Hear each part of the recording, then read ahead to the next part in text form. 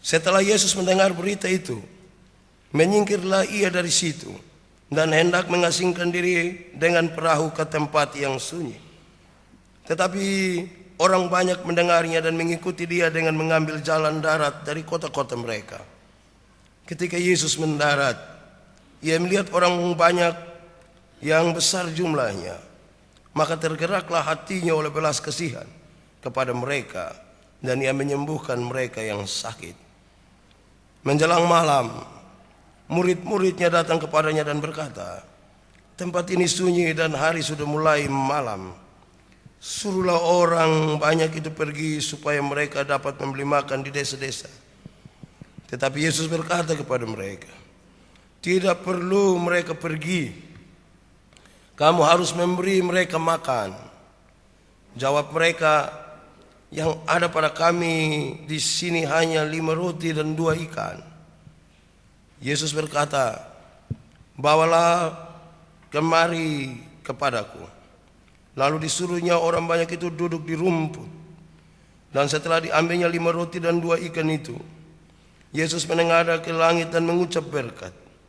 Lalu memecah-mecahkan roti itu dan memberikannya kepada murid-muridnya. Lalu murid-muridnya membagi-bagikannya kepada orang banyak. Dan mereka semuanya makan sampai kenyang. Kemudian orang yang mengumpulkan potongan-potongan roti yang sisa, 12 bakul penuh.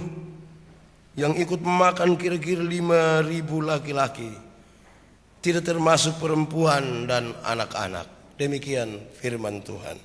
Berbahagia setiap orang yang mendengar firman, memelihara dan melakukan dalam hidup setiap hari. Haleluya. Haleluya. Haleluya. Haleluya. Shalom. Sekali lagi shalom. Mujizat masih ada. Tidak usah ragu. Mujizat itu masih berlaku hingga hari ini. Saya ingin berkhotbah dalam gambaran cerita yang biasa saudara-saudara dengar ini, supaya menuntun kita untuk memahami sesuatu di balik cerita tentang Yesus memberi makan 5.000 orang. Mereka cerita begini. Dulu Yesus ajak murid-murid naik gunung. Yesus pesan kepada mereka, masing-masing kamu bawa batu. Semua bawa batu. Tapi karena siang hari Petrus pikir, daripada bawa batu besar kok susah. Petrus bawa batu kecil satu. Naik sampai di atas gunung, Tuhan tanya, "Mana kamu pun batu dong?" Semua kasih tunjuk dia pun batu. Ternyata Petrus pun paling kecil. Terus Tuhan bilang begini, "Ini batu semua akan saya rubah jadi roti untuk kamu makan." Kasihan, Petrus pun paling kecil. Dia bertekad, besok-besok dia bawa paling besar. Maka ketika mau ke tempat lain, Yesus bilang, "Ingat, bawa batu." Petrus bawa lebih besar, paling besar di antara murid-murid yang lain. Naik gunung dia agak susah karena terlalu besar. Dia tunggu kapan Yesus bilang mana batu. Ternyata Yesus tanya, "Mana batu?" Semua kasih tunjuk dan Petrus pun paling besar. Lantas Yesus bilang, "Sebesar itulah dosa-dosamu." Petrus tersinggung itu. Kenapa? Karena Petrus hanya mau bawa batu. Kalau batu itu dirubah menjadi roti, kalau disuruh dalam sebuah tanggung jawab, dia tidak mau. Maka saya ingin mulai dengan mengatakan, tidak ada mujizat bagi orang pemalas dan perakus. Tidak ada. Cerita itu saya ingin memberi pesan. Tidak ada mujizat bagi orang pemalas dan perakus. Dia pun bahasa Inggris bilang, "No apa begitu." Saya tidak tahu. Saya juga memang tidak tahu betul. Tapi tidak ada mujizat. Kenapa? Tuhan memang memberi makan kepada burung pipit, tapi tidak dengan melemparkan gandum ke dalam sangkarnya. Dia harus keluar untuk menemukan, bahkan nyawa menjadi taruhannya. Saudara-saudara, lantas kita membaca bagian pembacaan ini. Saya kira bahwa inilah mujizat yang paling menjadi kesan bagi para murid. Kenapa mujizat ini begitu terkesan bagi para murid? Karena dialah satu-satunya mujizat yang tertulis di dalam 4 Injil sekaligus. Mujizat lain paling 2, paling 3. Tapi mujizat ini tertulis di 4 Injil sekaligus. Ceritanya dimulai dari ketika Herodes mendengar sesuatu tentang Yesus. Herodes pikiran sekali. Herodes berpikir Yohanes Pembaptis yang telah dia bunuh itu telah bangkit kembali dan melakukan banyak sekali hal yang luar biasa. Tapi justru Yesus berpikir lain. Yesus mendengar berita tentang kematian Yohanes Pembaptis. Maka dia bergeser sedikit. Dia ambil waktu untuk sedikit beristirahat sekaligus merenungkan beberapa hal. Tapi orang-orang banyak pergi mengikuti Yesus. Yesus dengan perahu, mereka jalan kaki, tapi mereka sampai mendahului Yesus. Maka pembacaan tadi mengatakan, ketika Yesus melihat orang banyak, tergeraklah dia oleh belas kasihan untuk melakukan sesuatu, termasuk menyembuhkan mereka yang sakit. Cerita ini makin luar biasa. Kalau kita baca di dalam kitab Markus, dalam Injil Markus 6 pasal 39 menulis begini. Yesus menyuruh mereka duduk di rumput yang hijau. Rumput yang hijau. Rumput hijau itu ada di akhir musim semi dan kira-kira ada pada pertengahan bulan April. Waktu itu nanti matahari terbenam kira-kira jam 6 sore begitu. Dan orang-orang banyak ini ada di sekitar jam-jam itu, mereka lapar semua. Orang-orang terlalu banyak. Laki-laki saja ada 5.000. Belum terhitung perempuan dan anak-anak. Dan Yesus melakukan mujizat yang luar biasa ini yang mengesankan para murid hingga hari ini dan banyak orang hingga hari ini. Pertanyaan yang menjadi serius adalah, apakah mujizat itu berhenti sampai hari itu? Atau dia akan terus berlangsung dari masa ke masa? Salah satu tema utama dari kebangkitan Kristus adalah kebangkitan kembali mujizat dan karya-karyanya. Maka dalam kepastian iman saya berani katakan kepada saudara-saudara hari ini bahwa mujizat itu masih ada. Mujizat itu masih bisa berlaku. Tapi bagaimana mujizat yang luar biasa itu akan ada dan berlaku? Kita butuh merenungkan beberapa hal di sekitar mujizat ini. Dan kemudian kita pulang dalam sebuah kepastian. Mujizat itu masih ada. Masih berlaku hingga hari ini. Hanya ada 2 hal yang luar biasa dalam cerita itu. Yang pertama, bagaimana reaksi mereka terhadap kebutuhan manusia. Ada reaksi yang beda-beda. Yesus menyatakan sebuah reaksi yang berbeda dari murid-muridnya. Ketika ada banyak orang lapar termasuk mereka. Reaksi mereka berbeda. Murid-murid ketika tahu bahwa orang-orang banyak ini lapar, mereka bilang begini, suruh mereka pulang. Suruh mereka pergi ke desa-desa dan beli roti di sana untuk mereka makan. Itu reaksi para murid tentang kebutuhan orang banyak. Tapi Yesus bereaksi dengan berbeda. Yesus bilang tidak. Kenapa harus suruh mereka pulang? Kamulah yang harus menanggung lapar mereka. Ada reaksi yang beda. Reaksi kita terhadap kebutuhan menentukan mujizat terjadi atau tidak. Sebab salah memberi reaksi, kita salah menanggapi seluruh berkat Tuhan. Saudara-saudara, lalu kenapa di dalam satu peristiwa yang sama ini terjadi 2 reaksi yang berbeda? Yesus bereaksi bahwa kamu harus menanggung makan minum mereka.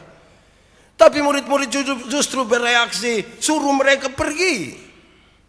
Apa sesungguhnya di situ? Kita renungkan satu. Yang terjadi di situ, saudara-saudara, adalah murid-murid cenderung untuk berpikir tentang siapa mereka. Siapa orang banyak di situ. Yesus juga berpikir yang sama. Siapa orang banyak yang ada di situ?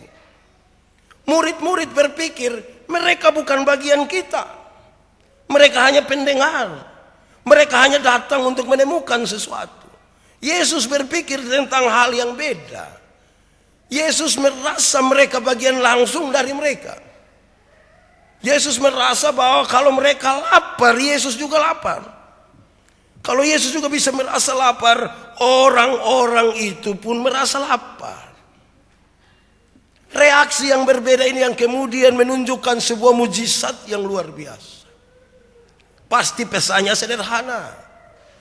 Kalau saudara dan saya rindu mujizat ini terulang kembali, tergantung cara berpikir kita tentang kebutuhan kita dan orang-orang di sekitar kita. Lu siapa?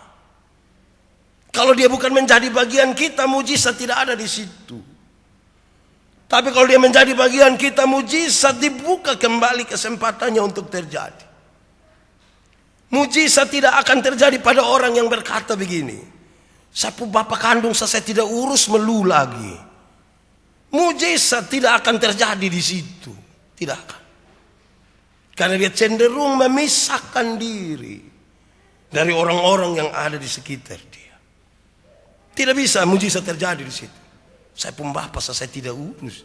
Saya pun mama yang sebesar saya tidak urus. Lulai saya urus. Mujizat tidak akan terjadi di situ. Karena Yesus memulai mujizat ini dengan sebuah keyakinan bahwa mereka adalah bagian langsung dari mereka. Yang kedua, kenapa ada reaksi yang berbeda? Ini soal hati baik atau hati tidak baik. Ini pas roh bekerja atau tidak pas bekerja. Saudara-saudara akan menemukan banyak orang yang pas setan di kepala tidak ada, dia bisa batogor dan baik toh. Bahkan dia togor dahulu. Dia senyum dahulu, dia kasih pipi dahulu. Tapi pas setan penuh di sini, biar lihat juga dia tidak togor. Dan itu tidak akan ada mujizat terjadi di situ. Mujizat tidak akan terjadi pada mereka yang pakai jangka waktu tentang kapan setan ada di dia dan kapan setan keluar. Tidak ada. Karena mujizat adalah bagian langsung dari pekerjaan Tuhan. Dan tidak melibatkan iblis di situ. Ketiga,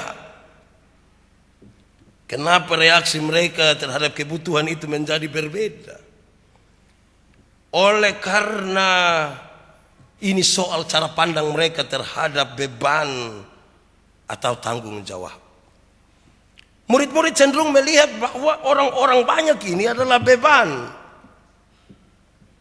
Dan Yesus tidak melihat itu. Mujizat terjadi oleh karena Yesus melihat mereka sebagai tanggung jawab, bukan beban. Siapa melihat istrinya sebagai beban, mujizat tidak akan terjadi dalam rumahnya. Istri mana melihat suaminya beban, tidak akan terjadi dalam rumahnya mujizat itu. Orang tua melihat anak-anaknya beban, mujizat tidak akan terjadi di tempat itu. Kalau semua yang ada dalam hidup kita dilihat sebagai beban, bukan tanggung jawab, mujizat tidak akan ada di situ. Sebab kalau kita mulai dengan beban, usir mereka pergi ke desa-desa untuk beli roti, karena mereka beban. Tapi kalau mereka dilihat sebagai tanggung jawab, maka biar tak ceke di sini sekalipun pasti kita mau urus. Urus-urus sampai tak ceke itu, tapi dia tidak tahu terima kasih, sesak di sini. Tapi urus saja. Sampai kadang-kadang untuk hal ini banyak orang bilang begini, Baba bae ma aci yang karmana kok. Aci ada asarang sedikit. Karena satu bilang beban, yang satu rasa terceke di sini tapi dia urus. Apakah Anda pernah mengalami ketika ada istrimu bantu satu orang miskin, nenek miskin satu datang dikasih, 3 hari kemudian itu nenek datang ulang, dan yang suami bilang begini, lupa nenek sudah datang itu, gitu lupa nenek. Kita suka begitu. Lama-lama memang kemudian ini jadi beban, bukan lagi tanggung jawab. Dan itu orang dong juga begitu. Pertama orang memberi dengan sukacita, tapi dia bilang ini kesempatan ini. Maka suami akan mengatakan itu lupa nenek. Dan anak-anak tanya, siapa bapak? Bilang, mama pun nenek dong. Begitu. Jadi anak juga besar dalam pikiran itu, mama pun nenek. Bayangkan, baik juga. Tapi salah diatur, mujizat lewat tempat itu. Tidak akan terjadi di situ. Itu hal yang pertama. Hal yang kedua yang terjadi dalam cerita tentang mujizat itu, Yesus memberi makan 5.000 orang. Ada reaksi terhadap sumber daya yang dimiliki. Jadi pertama mereka bereaksi terhadap kebutuhan makan minum. Tapi yang kedua, Yesus dan murid-murid bereaksi tentang potensi yang ada pada mereka, tentang sumber daya yang ada pada mereka. Murid-murid cenderung untuk mengatakan, tidak ada sesuatu pada kami, hanya ada 5 roti dan 2 ikan, terlalu sedikit. Kalau kita baca di Injil Yohanes pasal 6 ayat 9 begini, roti itu adalah roti jelai. Itu roti paling murah. Itu roti yang hanya dimakan oleh kaum miskin. Itu roti tidak dijual di Borneo. Itu roti jelai, hanya diguling saja. Begitu. Yang itu yang ada. Dan 2 ikan yang ada. Tempat itulah adalah tempat penghasil ikan sarding, ikan kering. Dan kemungkinan dia bawa ikan tembang 2. Manusia begitu banyak. Bagaimana mungkin 5.000 laki-laki, belum terhitung perempuan dan anak-anak, makan dari 5 roti jelai dan 2 ekor ikan? Sangat tidak mungkin. Karena itu murid-murid bilang, tidak ada. Mana mungkin kami bisa menanggung ini semua? Karena yang ada pada kami terlalu sedikit. Tapi Yesus bereaksi berbeda. Yesus bilang, justru apa yang ada padamu, itu yang harus kamu berikan kepada mereka untuk mereka makan. Apa yang ada padamu, 5 roti atau 2 ikan saja, itu yang diberikan kepada mereka. Saudara-saudara, lalu kenapa hal ini terjadi? Kenapa ada perbedaan pikiran di sini? Satu, ini sebenarnya hanya soal syukur saja. Ini hanya soal berkat dan sikap terhadap berkat itu. Kalau kita mau lebih jauh, saya ingin mengatakan, banyak orang tidak menikmati mujizat dalam hidupnya oleh karena bukan bersyukur tentang apa yang ada pada dia, tapi dia menyesali apa yang belum ada pada dirinya. Mujizat tidak akan ada di situ. Ulangi.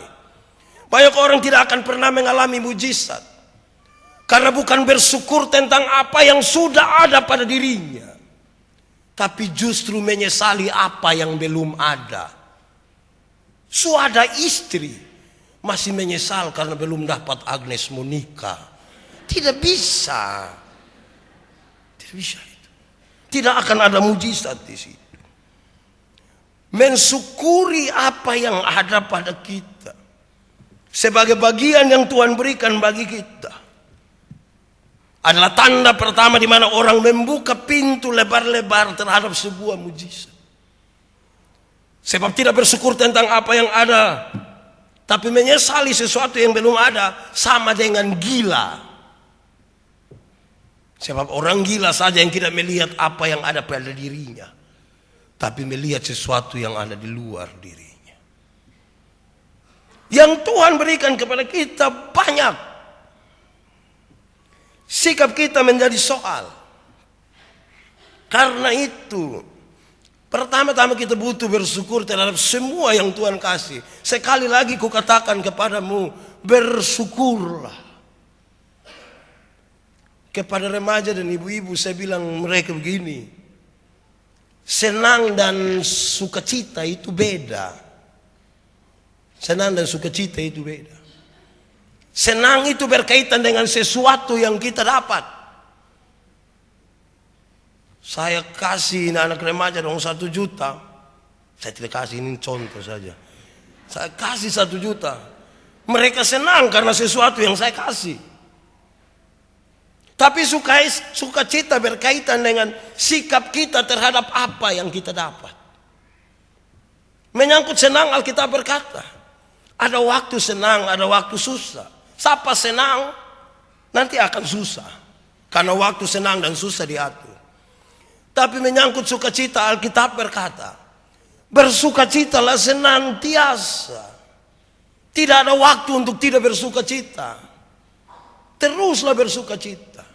Mau ada kok tidak ada sukacita.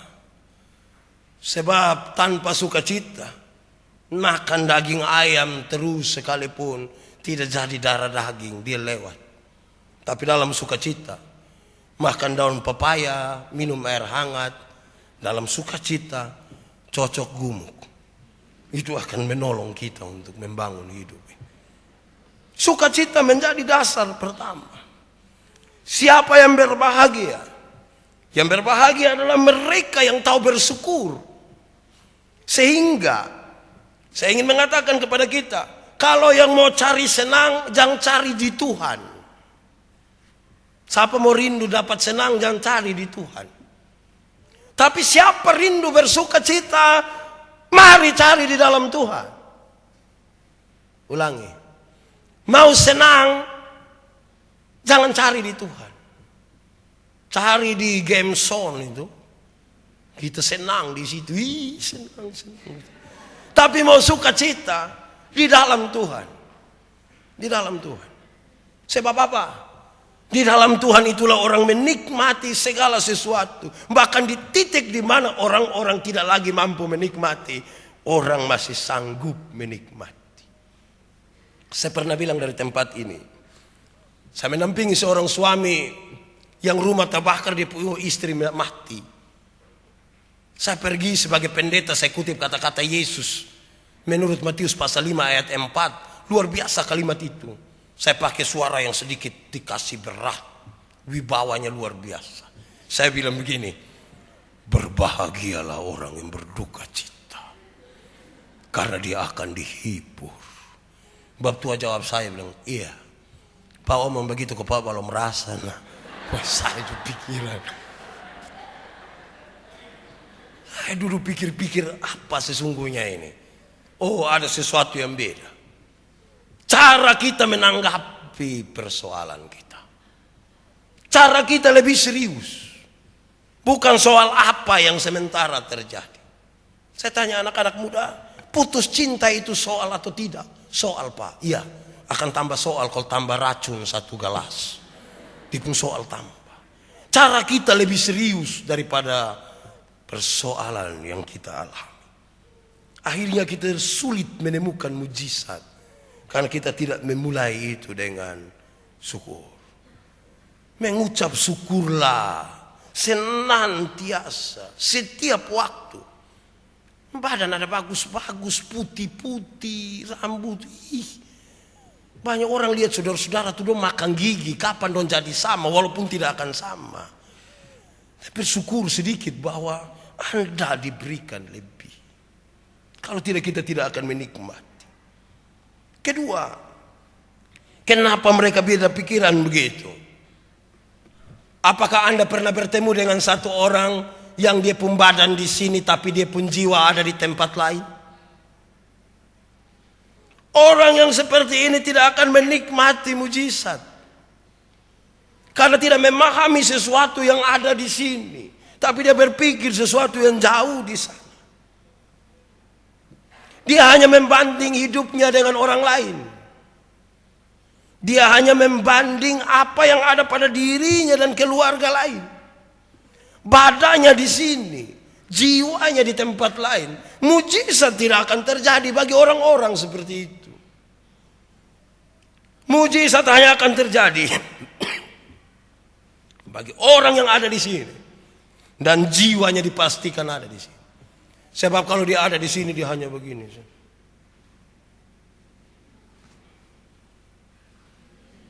Oh iya, dia pun jiwa tidak ada. Betapa sulitnya. Saya katakan kepada kita, bahkan tentang kematian sekalipun. Pendeta-pendeta kalau mau kubur jemaat itu yang meninggal, peti sudah di dalam. Pendeta-pendeta bilang begini, kita akan memakamkan jenazah ini sambil percaya pada kata-kata Tuhan Yesus. Tuhan Yesus berkata, akulah kebangkitan dan hidup. Barang siapa percaya kepadaku, dia akan hidup sekalipun dia sudah mati. Di dalam Tuhan, sekalipun mati, dia hidup. Tidak ada langsung tidak bersuka cita. Tapi kalau di luar Tuhan, sekalipun ada hidup-hidup, sesungguhnya dia sudah mati. Dia pun mata saya yang ada menyala itu. Dia pun badan ada, tubuh ada, tapi dia sudah mati. Kita di sini hidup semua, Orang Indonesia paling hidup, maka kita pun lagu judul Hiduplah Indonesia Raya. Itu luar biasa itu. Saudara-saudara, karena itu, bagi mereka yang hidup itulah, dia akan melihat segala sesuatu dalam campur tangan Tuhan yang terus bekerja. Dia akan mengatakan bahwa semua yang dia dapat ini datangnya dari Tuhan. Dan memungkinkan lagi waktu untuk Tuhan mengerjakan kebaikan-kebaikan. Sebab apa? Kita menanam, kita menyiram, tapi yang memberikan pertumbuhan itu Tuhan. Maka pada saat Tuhan tidak bisa kita taruh dia di situ sebagai yang ikut dalam bagian memberi hasil. Kita tidak akan pernah menikmati hidup ini. Tidak akan. Orang percaya selalu akan mengatakan untung Tuhan. Berulang-ulang kali saya kasih contoh di sini. Kalau ada oto jalan dari sini ke Soe, itu oto terbalik dicamplong, tinggal 2 orang yang hidup. Yang orang percaya akan mengatakan untung Tuhan. Untung Tuhan, saya selamat. Yang tidak percaya akan mengatakan untung tadi saya lompat cepat-cepat. Satu peristiwa di satu waktu yang sama, orang bisa punya 2 pernyataan yang beda.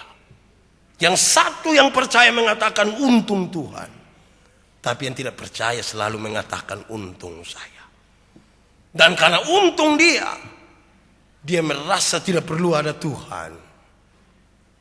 Akhirnya ada banyak orang punya uang banyak, tapi tidak pernah pergi Surabaya. Nanti satu saat dia telepon, dia ada di Surabaya. Di Surabaya? Iya. Pasiaro? Bukan. Di rumah sakit Dr. Sutomo. Dia pergi pada saat berobat saja. Dia mau menikmati apa dari hidup ini? Pastikan bahwa kita menikmati ini karena Tuhan, bukan karena kita. Ada banyak orang punya uang 1 miliar. Waktu sakit dia pakai 100 juta untuk berobat. Waktu keluar dia pikirin 100 juta. 100 juta 100 juta Lama-lama dia sakit ulang karena yang 100 juta. Dia lupa bahwa masih ada. Sikap kita lebih penting. Mujizat akan terjadi bagi mereka yang punya sikap ini. Yang terus akan menikmati bahwa tidak ada yang mustahil demi nama Tuhan. Dan ini yang Tuhan lakukan kepada 5.000 orang laki-laki bersama dengan perempuan dan anak-anak yang tidak terhitung. Banyak. Saudara-saudara, ini luar biasa. Orang-orang Yahudi ortodoks itu, mereka jalan selalu akan bawa mereka punya bakul. Kenapa mereka jalan bawa mereka punya bakul? Ada dua alasan. Satu, mereka pastikan kepada semua orang bahwa kalau ada makanan di dalam bakul saya, itu berarti saya makan yang halal betul-betul. Tidak ada haram di situ, halal. Tapi yang kedua, bakul-bakul itu tempat di mana semua yang dia dapat dia taruh di situ untuk semua orang tahu. Tapi sekaligus menjadi tantangan.